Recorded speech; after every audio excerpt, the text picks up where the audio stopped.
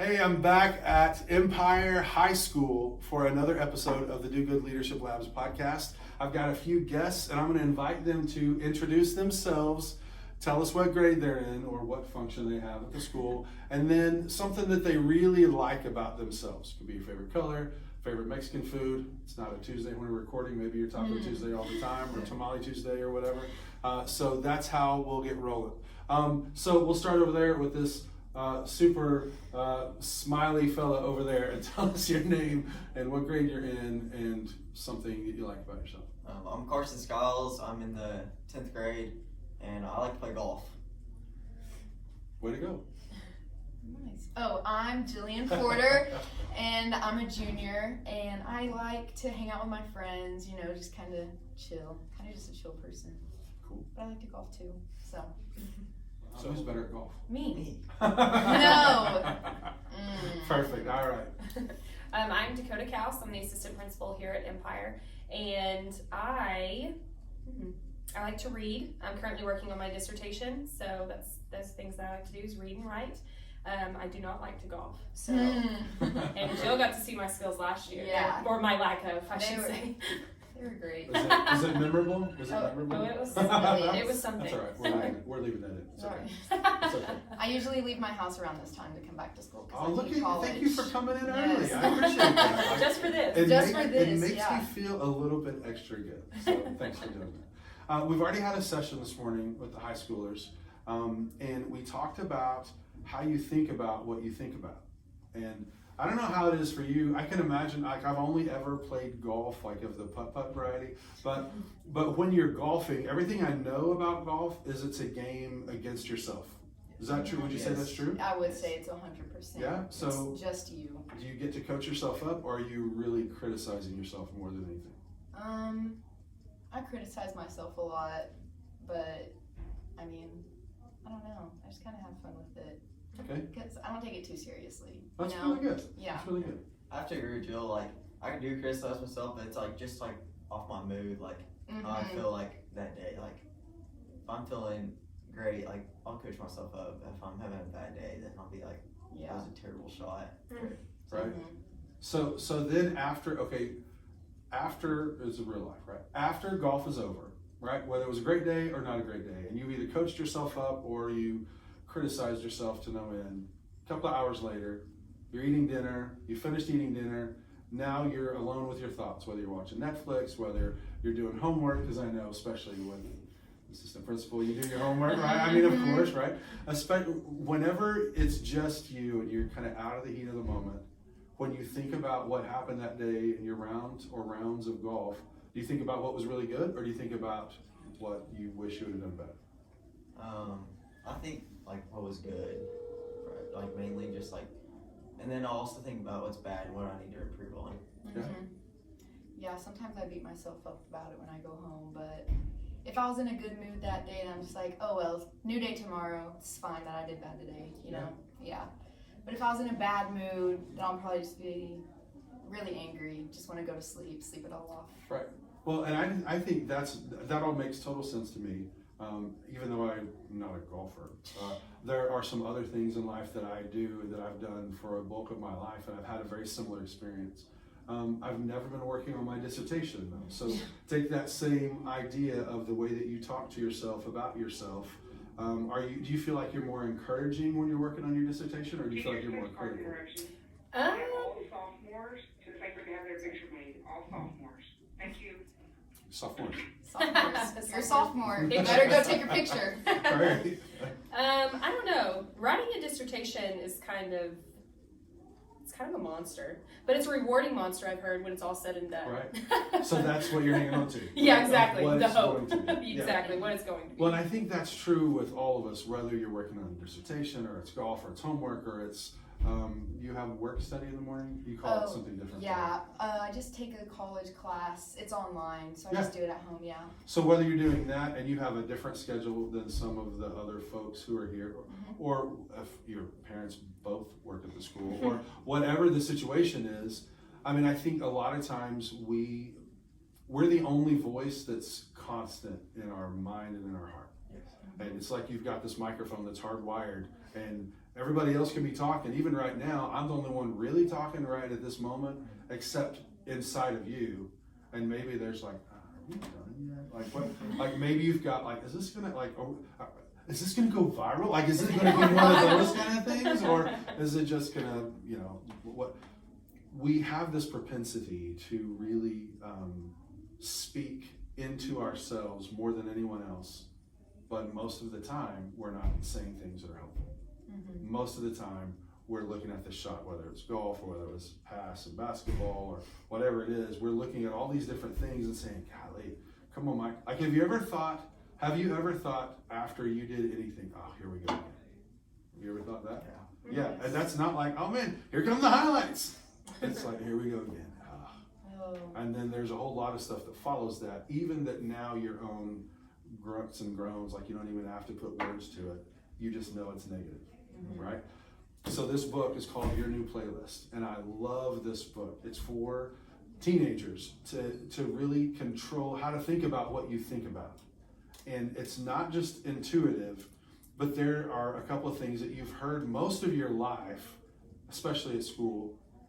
These 5 things before you say it. Is it true? Is it helpful? Is it inspiring? Is it necessary? Is it kind? And sometimes you hear someone like with a radio announcer, is it true? Is it? Most of the time you don't hear it that way because it's just really fast, because we're getting through the thing and then we're going on to the lesson of what we're trying to talk about. Well, Jon Acuff wrote this book called Soundtracks for adults, for humans. It's how to turn your overthinking from a super problem into a superpower. And you have a lot, and I've read that book. When I partner with businesses, like we do some book studies on this book. I am the dude who uses 3 highlighters on the book about overthinking. That's true, which is why I'm the prime target for this book. But it's backed by science. They had a researcher who they ran the survey and said, hey, we're going to survey 10,000 people and see how many people struggle with overthinking. 99.5% of the people said, I struggle with overthinking. They're like, okay, well, let's talk about this. All that to say, some of the grown-ups who read the book are like, hey, this is great. Do you have anything for my teenagers? And they're like, we're working on it. And that's where this book came from. He wrote it with his 2 teenage daughters. And both of these books really are backed on 3 questions. Is it true? Is it helpful? And is it kind? But that's not what you and I think about the most when we're thinking about the thing that's frustrating us, or the thing that when we look in the mirror, we're like, oh my gosh, it's that kind of hair day again, or whatever it is that is the thing that's in our mind. But if we'll start using these 3 questions as a filter, is it true? Is it helpful? Is it kind? Then that's really going to help the way that we see everything, because it's kind of the temperature that we set for ourselves.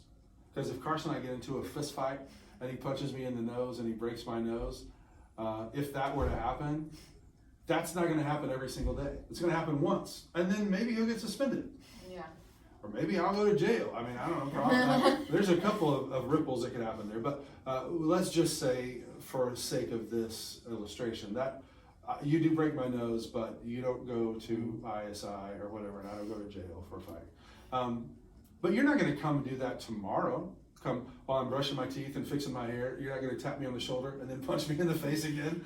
You'll have to get past Patches, my guard dog. He's not a guard dog. He's like 12 in people years. His beard and mine look the same. Like, he's black with patches of white. Like, he's a lab. Like, he'll coast right through it. But you're not going to come into my house every day and punch me in the nose. But if you say something that cuts me on the inside, you don't have to even show up again. It's just on loop. And I'm playing it just like Instagram Reels. You just go one from the next to the next while I'm brushing my teeth. And so words are super powerful, and we know that they're powerful outside to other people, but I think we minimize the effect that they have on us inside. Ms. Kaus, in your experience as a principal, as a wife, as a mom, like when you think about what you think about, how do you try to control and keep your eyes focused on the prize, the hope at the end of the dissertation or whatever the thing is for your family? How do you try to coach yourself up? Yeah, I think, as a kid, it's kind of hard to think about, far into the future. But when you've gone through all those things and you I think the thing you think about the most is, how is this benefiting my family? You know, how is it going to benefit me? How do I look as a role model in other people's eyes who may have gone down the same road? Sure. So those are the kind of things that push me forward, and more so my daughter now, who I know watches me. So Yeah. Yep. Oh, that's great. How old is your daughter? she's 3, She's three-nager. Yeah, she's. That's fantastic. I think you guys are in a really cool Teachers, place. pardon the interruption, I need freshmen to go to the safe room for pictures, freshmen. Freshmen, it's picture time, right? That probably won't stay in, but who knows, right? I think you guys are in a really great situation because you have a bunch of guides. Like I talk all the time about being for you, and for FOR is one of the most powerful 3-letter words in the English language, and I think it's one that most people are forfeiting. And I'm here once a month doing all the stuff that I'm doing here once a month, but you have teachers, administrators who are here for you every single day. And I just want to remind you, like, they didn't lose a bet, and that's why they got to work at school. Like this is what they've chosen, not just to do with their life, but they've chosen to invest their life in. And a lot of districts, there are people who grew up here and then did whatever they did, college life, whatever, and then came back, and now they're working in the district. And I think that's a really cool part of the story that you guys have here with Ms. Kaus. And so I want to ask you this question as we kind of get ready to wrap up. I want to ask you, if you think back to 17-year-old Dakota, if you could speak her language, you could sit at a round table like this, bring her favorite daytime drink, and have a conversation, what would you say to her? What advice would you give her? I think, you know, times are different from when I was in school, you were in school, and For this sure. year's. But you know, there's a part of me that wants to tell kids that it's okay to not know, you know, and I wish I could go back and tell myself that it's okay to not know. It's okay to be a junior or be a senior and not know what you want to do, you know, and not sure what's the right path for you. But at the same time, it's important to know that, you know, you're in a time of your life where you can explore, where you can make mistakes and not really be, you know, bad off, I should say. Right. You know, it's your time to be adventurous. And so don't settle. Don't just pick something and, you know, stay with that something, you know. If you're thinking about being a vet one day, go to the vet clinic and observe and, you know, go outside of your bubble. It's okay to go outside of a bubble. And I think that's kind of what I would tell myself is it's okay to not know, and it's okay to be adventurous because, you know, you don't know. You don't know at 17. You may think you know, but you don't know. I think that's awesome. And the reason that I asked her that question was because I'll see you again in a month. But you get a chance to see Ms. Kaus every day. And she hasn't always been an assistant principal. Right. She sat in the same seat you're sitting in exactly the same location, right? Same building and everything, Yeah, right? here. So you have these guides. And one of the things I love working with high school students is you have this opportunity to have a guide, for sure, but you also have a great opportunity to become a guide. And so one of the things I love that we partnering here with middle school and high school and 4th and 5th graders is there's some opportunities that you have. I know that you're a leader. And people on the golf course look to you for leadership. That's true. But also when you're at Walmart, or when you're leaving the parking lot if you're driving, or when you come flying in and you're just almost late, they're watching you then too. And so my hope with these conversations is to give you some opportunities to not flex your leadership, but to grow. It's just the right time for us to wrap that up. So I would like for each of you to have one last thought. What's one last thing you would say about thinking about what you think about? If it's a question you got, like, I don't know how I want to get better at this, or if it's something you're like, man, I really feel like the thing that helps me the most think about what I think about is this. Last word for Carson, then for Jill, and then for Ms. Kaus. You go first. Oh, you can rock, paper, scissors, who goes first? No, you can go first, Let's Carson. Okay.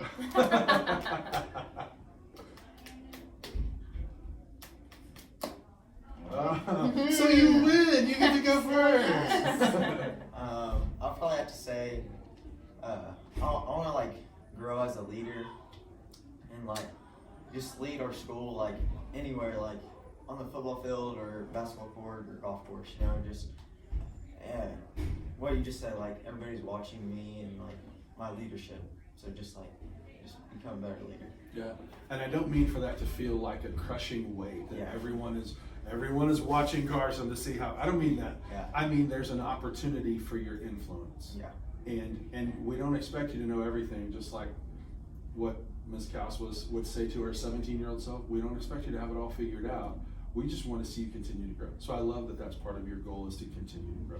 Joe, what about you? Yeah, I could agree with that. Sometimes it can be really suffocating if you think that all the weight is on your shoulders, and you don't want that, of Do course. you think that a lot of teenagers feel that? Yes, I do.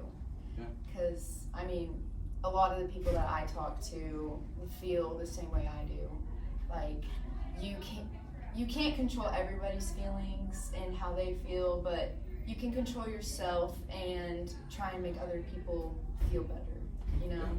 And if everyone watches you, you know, then maybe you'll set an example and they'll start trying to come in with a positive attitude to school and stuff. Yeah. So, That's great. You can only control you, right? yeah. But you got to start with controlling you. Yes. That's awesome. Yes. Ms. Kaus, what about you?